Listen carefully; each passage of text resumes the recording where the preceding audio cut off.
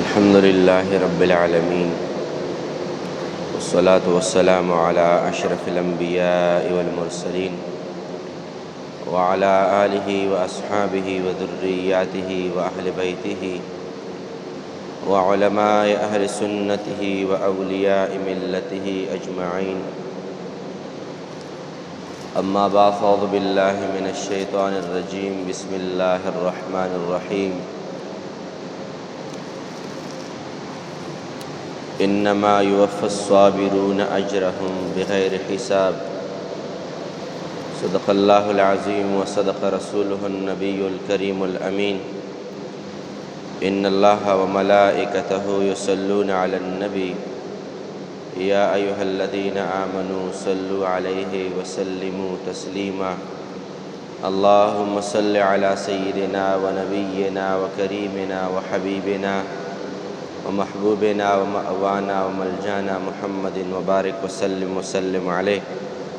الصلاة والسلام عليك يا سيدي يا رسول الله. الصلاة والسلام عليك يا سيدي يا إمام المتقين وعلى آلك وأصحابك يا سيدي يا محبوب رب العالمين. رب العزة الخالق کائنات، رب المشرقین و رب المغربین، او رؤوف او د کریم په توفیق سره نن بیا د جمعې مبارکې په دغه مبارک ساعت کې حاضری نصیب شو. رب العزة زموږ ستاسو د حاضری لیدل اوریدل په خپل لوی جناب کې قبول او منظور فرمایي.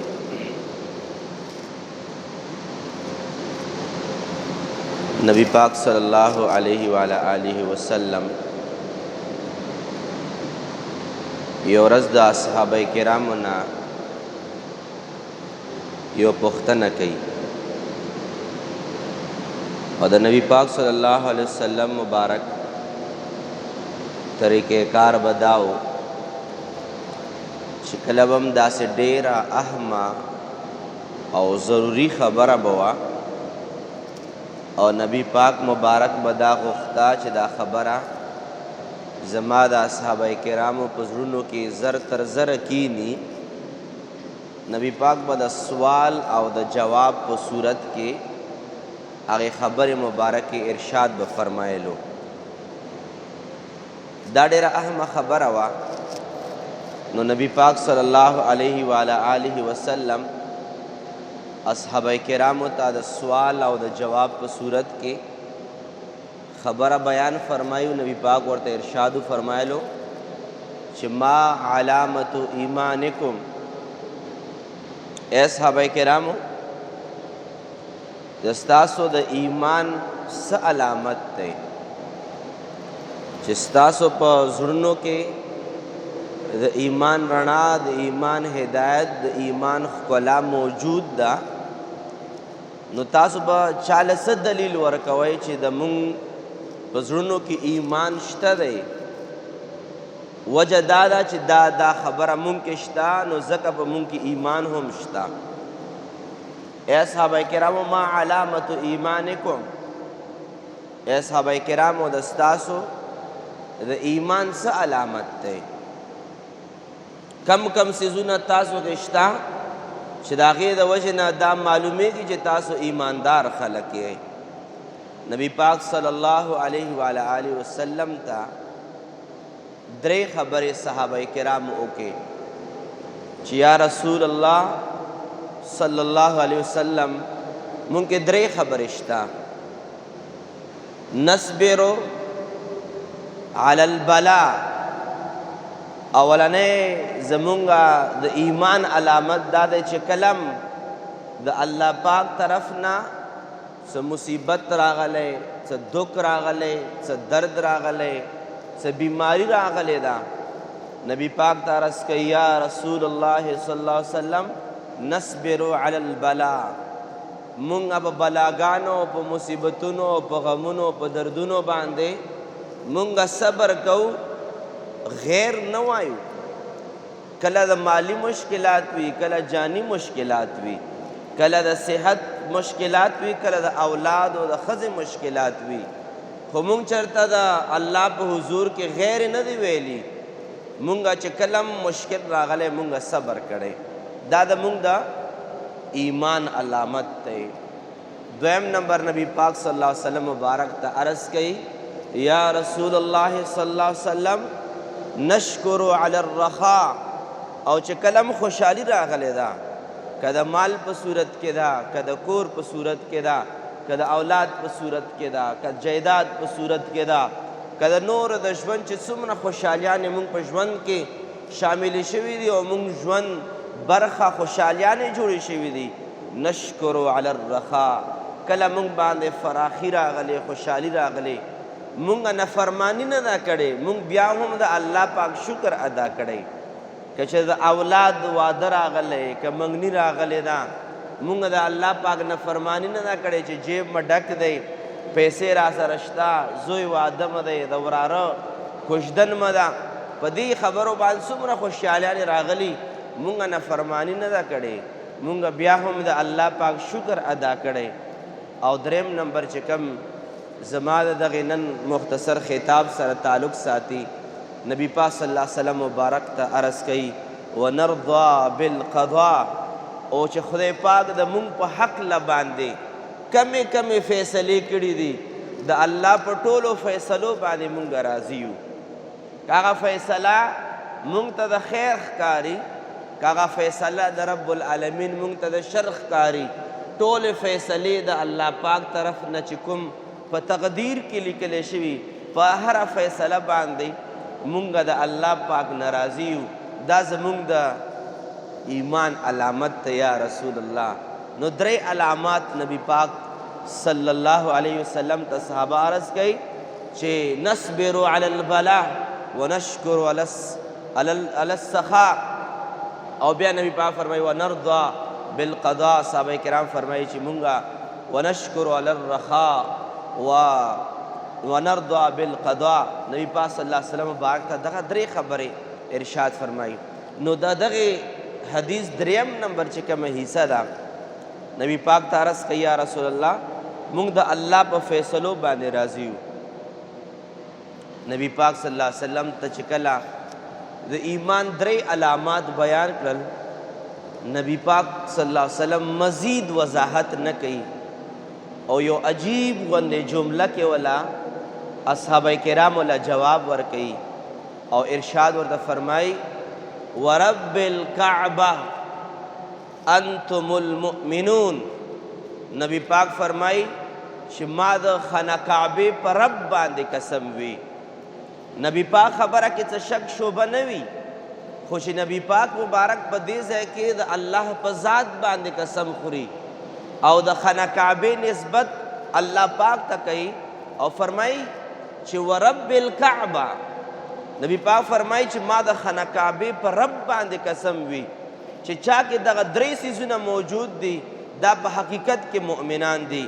ورب الکعبه انتم المؤمنون، ما د خانه کعبې په رب باندې قسم وي اصحابه کرامو چې تاسو کې دغه درې څیزونه شته، تاسو په حقیقت کې کامل مؤمنان یې.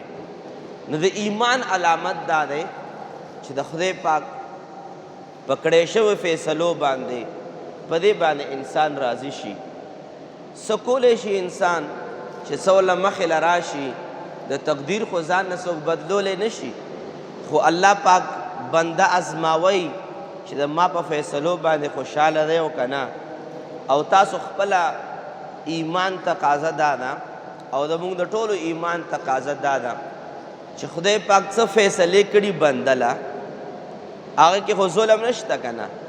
قرآن کریم آیات دی، بشماره آیاتونه دي چې خدای پاک کله هم چا سره ظلم نه کوي. چې څه فیصلې وي د بنده باره کې، الله پاک څه فیصلې کړي په تقدیر کې، هغه ټولې د بنده دپاره خیر وي.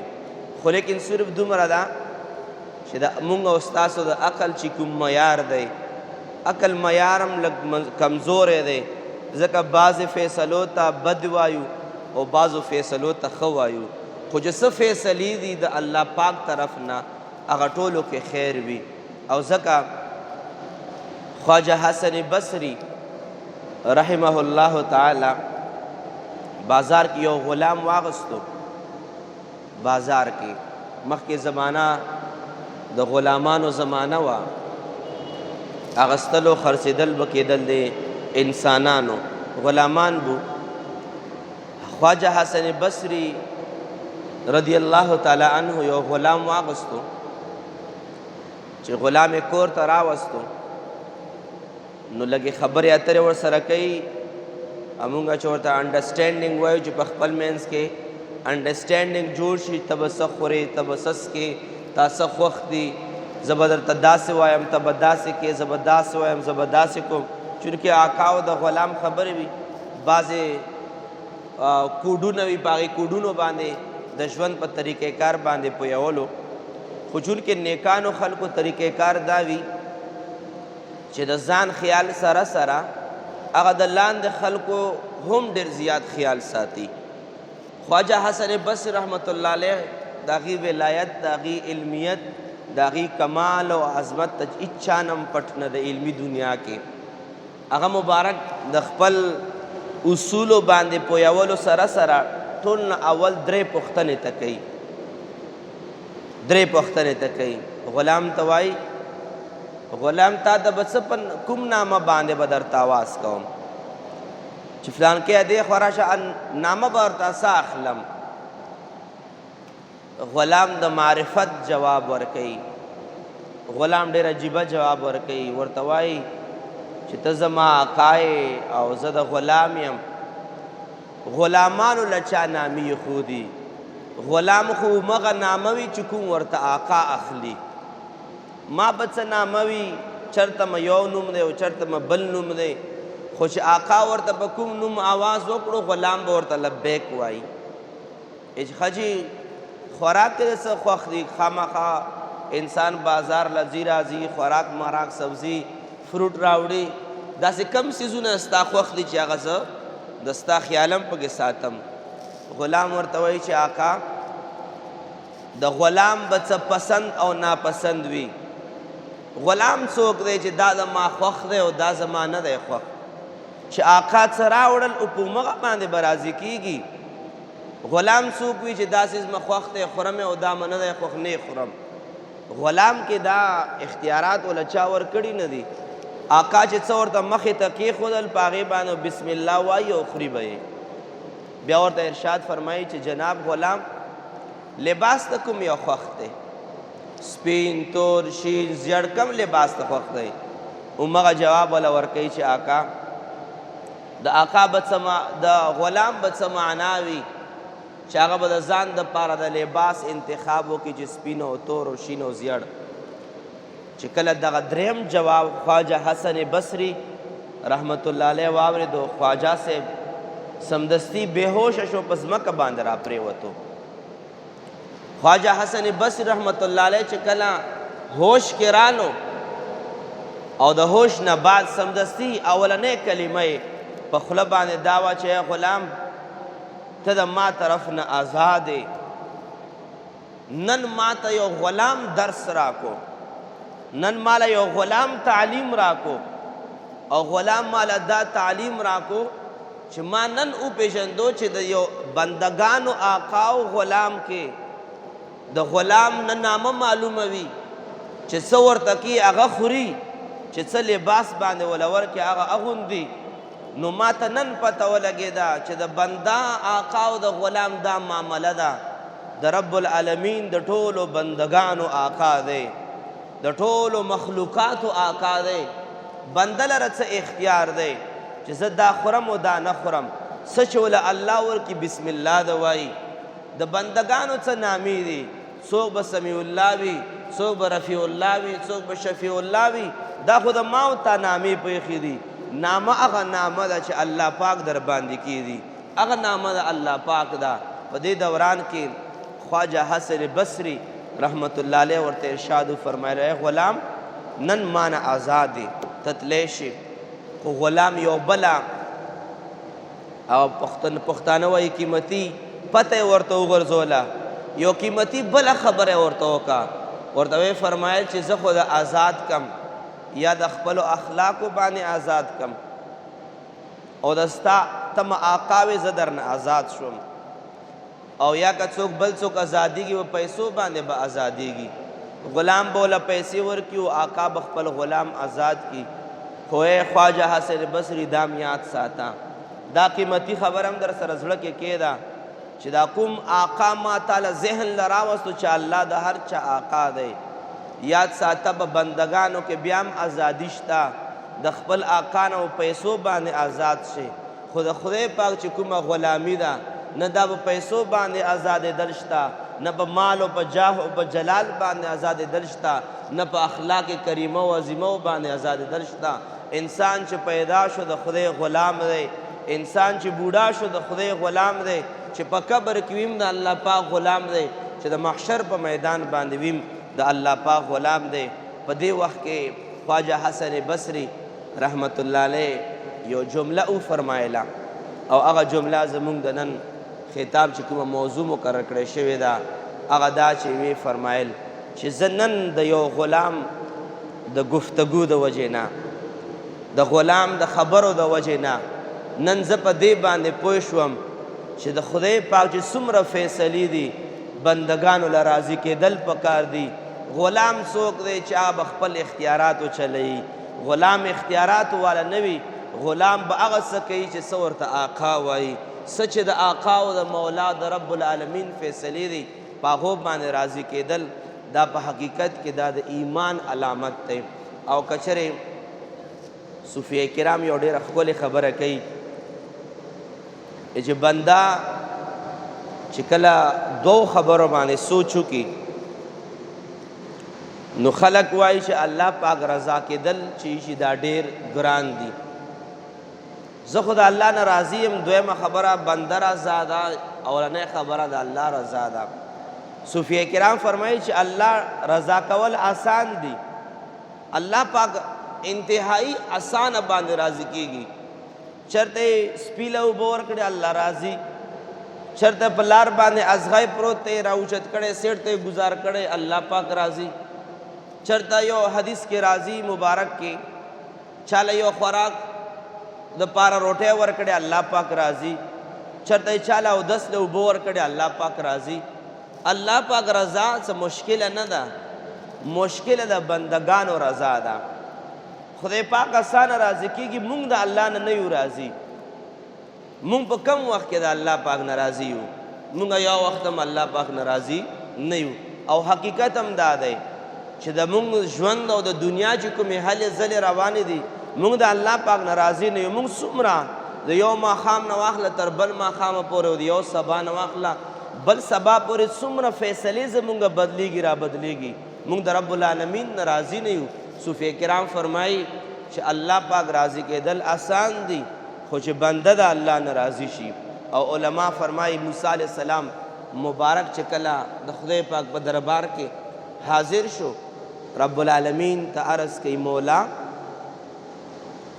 ته د بنده نه کله راضي کېږي په کومه خبره ډېر راضي کېږي مونږ ته به څه پته لګي چې الله د ما نه راضي دی خالق او مالک زما نه راضي دی رب د مشرقینو رب د مغربینو ما نه راضي دی مونږ به څه فیل کوو داسې ځان کې څه شی معلوم شي مونږ ته چې مونږ ته پته ولګي چې مونږ نه رب رضا دی خدای پاک ورته ډېره اسانه خبره ارشاد فرمایله ورته ویې فرمایله موسی علیه السلام زه د بنده نه هله راضي کېږم چې بنده ما نه راضي شي زه د بنده نه هله راضي شوم چې بنده د ما نه راضي شي بنده نه راضي کېږي بنده مختلف قسمه سوالات کوي په ذهن کې د تربورانو په زندګۍ باندې د بندگانو نظر دی د ورور په مشر ورور په زندګۍ باندې د کشرانو نظر دی ټولې فیصلې دا ما سره ولې داسې نه کېږي دا شی ولې ما داسې نه دی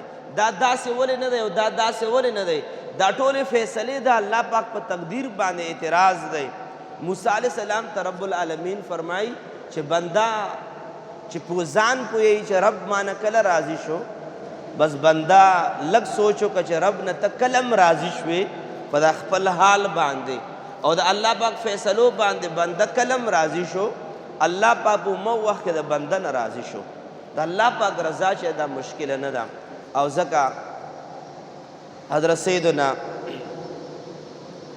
امام احمد بن حنبل رحمت الله علیه چې د الله پاک په فیصلو باندې څوک راضي دي خدای پاک ول ډېر خیر ورکړی، ډېره کرم نوازي په دې کې پراته ده چې مونږ مشر صاحب رحمت الله علیه فرمایل چې هر حال باندې په ډکه خوله باندې شکر ادا کول پکار دي. ډکه خوله باندې که لږ دي او که ډیر دي او که ښه دي او که بد دي، او چې په کم حال باندې نو په ډکه خوله باندې به شکر ادا کوي، نو بیا ته ګوره چې ژوند به هم په ډکه خوله باندې په سکون سره وي، ژوند به هم په ډکه خوله باندې په آرام او په اطمینان سره وي. خو انسان راضي کېږي کله. حضرت سیدنا امام احمد بن حنبل رحمت الله علیه د څلورو امامانو کې یو ډېر لوی امام دی او دومره لوی امام دی، صرف اشاره عرض کومه. امام احمد بن حنبل رحمت الله علیه د خدای پاک دیدار سل ځلې په خوب کې نصیب شوی دی. د خدای پاک دیدار سل ځلې په خوب کې نصیب شوی دی. او حافظ ابن کثیر رحمه الله البدایه والنهایه شریف کې لیکي چې د امام احمد بن حنبل رحمت الله علیه په جنازه باندې په هغې زمانه کې 25 لاک مسلمانان په جنازه باندې حاضر شوي وو چې نه موبایل او نه انټرنیټ او نه خبرونه او نه د ذرایع ابلاغ څه هم نه وو، څه هم داسې نه وو چې خلک یې راجمع کړي وای. خو 25 لاک مسلمانان امام احمد بن حنبل او په عالم اسلام کې د ټولو نه لویه جنازه د امام احمد بن حنبل رحمت الله علیه شوې ده. هغه لویه جنازه چرته نه ده تېره شوې.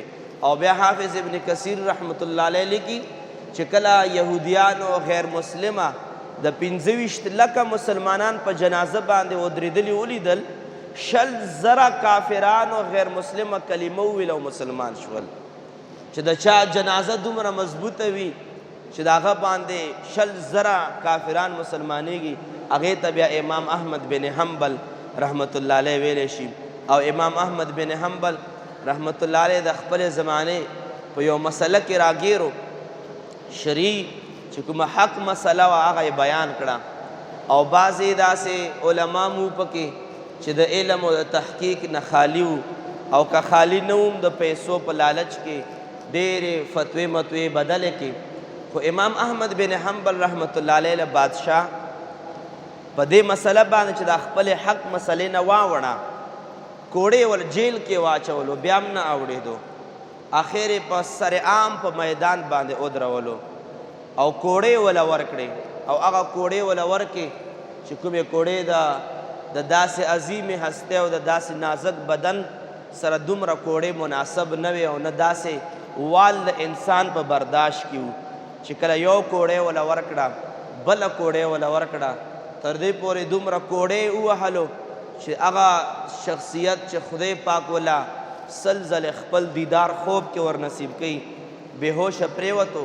خو چې کله دی مبارک وفات شو امام احمد بن حنبل رحمه الله تعالی چا خوب کې ولیدو چې الله پاک در سره څه معامله وکړه، چې خدای پاک را سره دا معامله وکړه چې ما ته یې فرمایل رب العالمین چې ای احمد نور خبرې خو به پرېږده، خو صرف دومره راته ووایه چې کله درته په میدان کې د ټولو خلکو مخکې کوړې لګېدې هغې وخت کې زړه کې د څه تېرېدل؟ رب العالمین ورته فرمایي ما ته پته ده چې تا په زړه کې څه تېرېدل، خو ته راته ووایه ستا په زړه کې څه تېرېدل. چې امام احمد بن حنبل ورته فرمایي چې یا رب العالمین د ما په زړه کې دا تېرېدل چې دا وهل د تا دپاره خورم، ما په زړه کې دا تېرېدل چې خدای پاکه دا وهل د ما د ذات دپاره نه دی، دا د ما جاگیر او د دولت دپاره نه دی، دا ما د بېعزتۍ دپاره نه دی، دا د جایداد او د جاگیر دپاره نه دی، دا د منصب او د جاه او جلال دپاره نه دی چې کله کوړی به یې راکوله ما په زړه کې به دا و چې یا الله دا ستا فیصله ده چې تا ما دپاره دا کوړی وهل فیصله کړي، خدای دا کوړی د تا دپاره خورم، خدای کوړی د ستا دپاره خورم.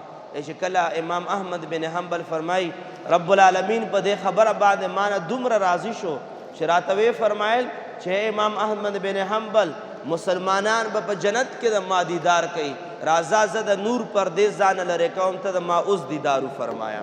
هغه امام احمد بن حنبل رحمه الله تعالی رضی الله تعالی عنہ صرف او صرف چې کوم مقام و کوم رتبه دا صرف او صرف یو څیز پکې دا و چې هغه مبارک په ژوند کې چې څه فیصلې وې دا د رب العالمین طرف نه وې او د الله په فیصلو باندې راضي و. د دې د وجې نه آغاز کې ما څنګه حدیث مبارک عرض کو، نبی پاک صلی اللہ علیہ وسلم ارشاد فرمائی صحابہ کرام ته ستاسو کې ایمان شتا نو کوي د ستاسو ایمان څه علامت دی؟